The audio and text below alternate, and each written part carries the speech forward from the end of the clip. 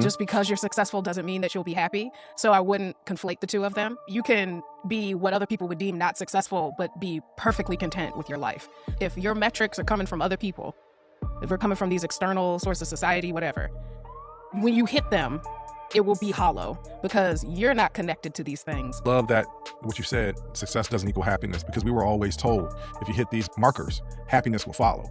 And then we have to ask ourselves, does that script really work? As you get older in life, as you hit those markers, you can hit those markers and be like, does that really work? Because I don't feel fulfilled, even though, quote unquote, I'm successful.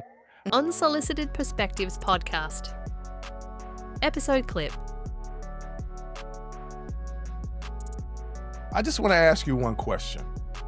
What were we told a successful adult looked like growing up?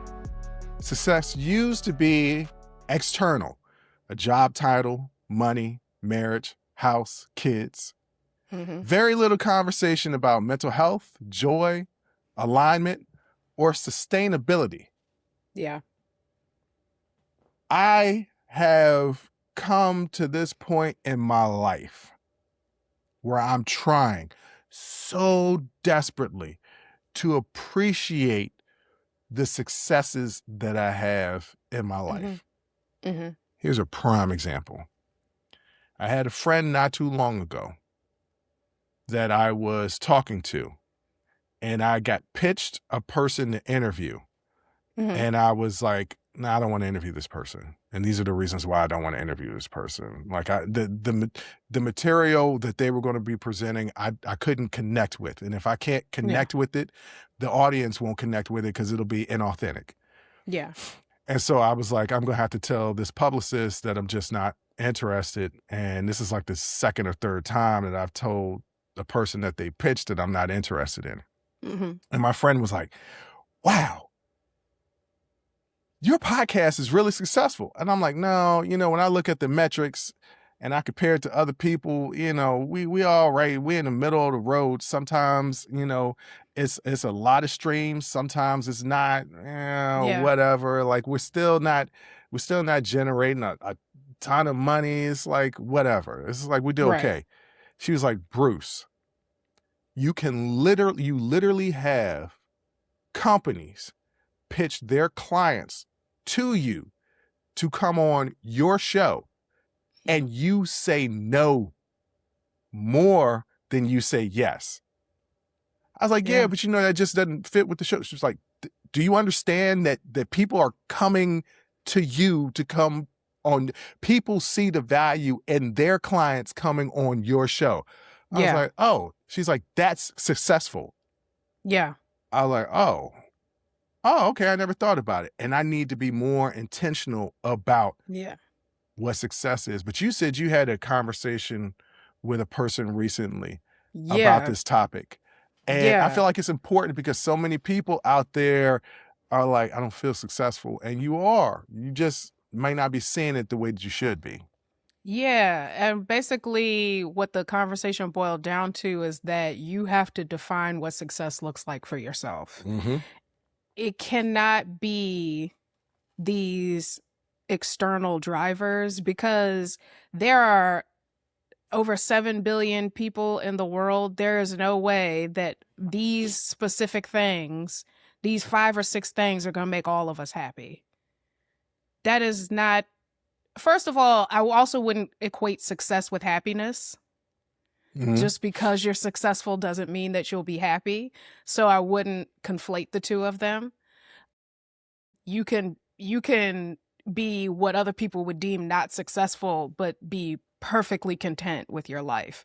So I wouldn't conflate the two, but it's also about deciding for yourself what success looks like. It's got to come from you. Because what you'll find is if your metrics are coming from other people, if they're coming from these external sources of society, whatever, when you hit them, it will be hollow because you're not connected to these things at all. None of this came from you. So earning things, gaining material things, fame, fortune, all of this stuff, if for you as a person, those things were never really important, but they're important to other people, and so you get them, and then you realize, I hate this, right? Like, how many people in entertainment are miserable? How many people And that you are would think rich are miserable? rich are miserable, Mm-hmm. absolutely miserable. But we're saying, no, you're rich and famous, you're successful. But how many of them was on drugs and can't cope and like, because that stuff was never actually important to you in the first place. So Right. you have to figure out what is important to you. What do you actually care about? What would bring you joy if you were to accomplish that goal? And then start defining success by those metrics, because otherwise it's just not ever going to feel good the way it's supposed to, or the I way you think it should. I love that what you said, success doesn't equal happiness, because we were always told if you hit these markers, happiness will follow. And then we have to ask ourselves, does that script really work? As you get older in life, as you hit those markers, you could hit those markers and be like, oh, does that really work? Because I don't feel fulfilled, even though, quote unquote, I'm successful. And part of that has to do with like your job, right? Yeah. And a lot of people tend to look down at Gen Z at jobs and say that nobody sticks to their job anymore. Well, actually, statistically, the younger adults haven't changed the rate of moving around in jobs. They tend to stick in jobs just as long as older people. But what has changed is the economy, right? Yeah. So going out and getting, people will talk about, you get that dream job, you'll be happy. And maybe you get it, but then these jobs now don't offer long-term security, don't offer pensions. They don't offer loyalty in return. So people will move for better pay, better mental health, and better boundaries. So is job hopping irresponsible or strategic? I would say depends, right? It It depends on depends. what you deem to be happiness in your eyes. But I can say staying at a miserable job is no bueno. No. If you're miserable, if you hate waking up in the morning, going to that job every day, look for a new job. Don't quit it. Look for a new job, because you might need that job because you got to support a family, but get the hell up out of here. You did that. And it changed your entire life.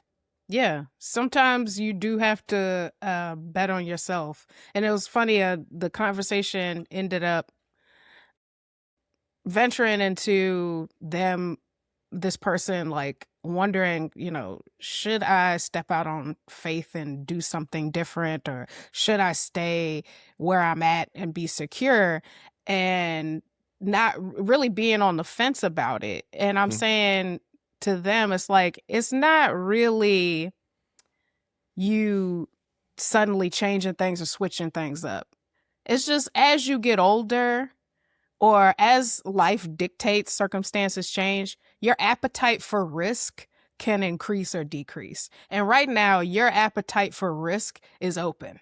And so that is why you're feeling that itch to try something new, to kind of bet on yourself and try something new.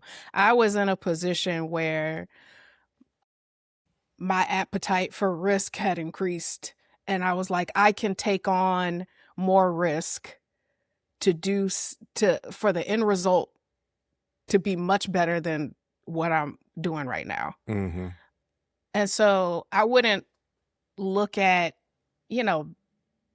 quitting your job or ending that relationship, or, stepping out on faith or anything as like irresponsible or reckless. You just are willing to take on more risk to do something new. I would say make sure it's a calculated risk. Well, yeah. So that's why it's all strategic, right? Like that you had asked, is job hopping irresponsible or strategic? I think it's strategic. job hopping statistically results in higher salaries, more opportunities to develop and move up the ladder. These jobs, like you said, they're not offering that pension anymore. A lot of times older folks is like, I worked here 30, 40 years. Yeah, because you knew when you retired, you had some money coming to you. We don't have that. We got what we saved and a little bit the government may give us when the time comes. I don't know if it'll still be around, but like companies aren't prioritizing their people the same way that they used to. The middle class was created because those things existed. Right. Now they don't. So y'all asking why we still live at home, or we're in apartments with a bunch of roommates, or we job hop and this and that, because it's like you said, the economy changed. We didn't change. Right. We're just trying to adapt to it. And when we talk about this idea of success and happiness, because they're kind of intertwined, you're looking for happiness through success. Right. You are. Success in some form or fashion, you're looking for the happiness through success. At least satisfaction. Hey, look, the grade should be peace, right? Yeah. The happiness should equal peace. If you got peace, everything else will fall into place, but peace is the most important thing.